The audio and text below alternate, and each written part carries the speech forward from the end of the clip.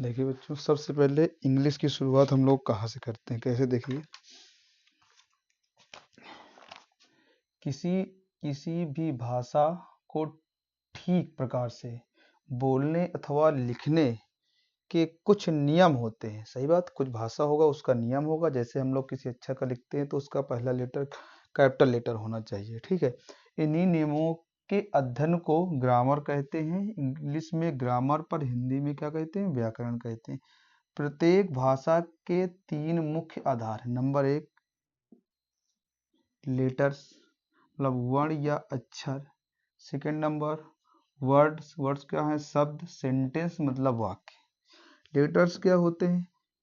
Letters वर्ण या अक्षर, ये भाषा की प्राथमिक इकाई होती है। जैसे कोई पूछे आपकी भाषा की प्राथमिक इकाई क्या है, तो लेटर्स। अंग्रेजी भाषा में कुछ 26 लेटर्स होते हैं, 26 होते हैं।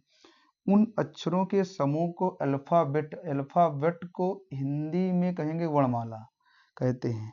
वर्णमाला भी 2 प्रकार के होते हैं। पहला होगा वावेल, वावेल को हिंदी में क्या कहते हैं? स्वर। स्वर क्या होते हैं? स्वर हम आपके छोटा, छोटी, बड़ी ये अंतर्गत आते हैं।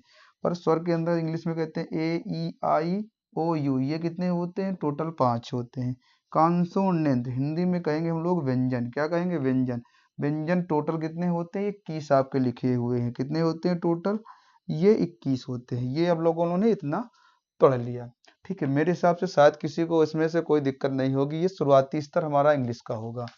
विशेष कोई खास चीज का उल्लेखन करेंगे हम लोग, चलिए इतना नोट कर लीजिएगा।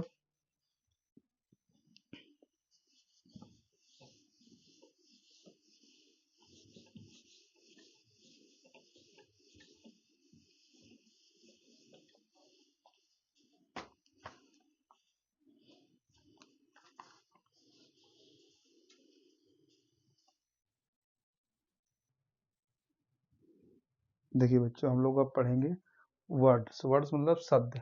कई लेटर्स को मिलाने पर, कई लेटर्स को मिलाने पर वर्ड बनता है। वर्ड मतलब शब्द बनता है। कभी कभी एक ही अक्षर एक शब्द पर कार्य करता है।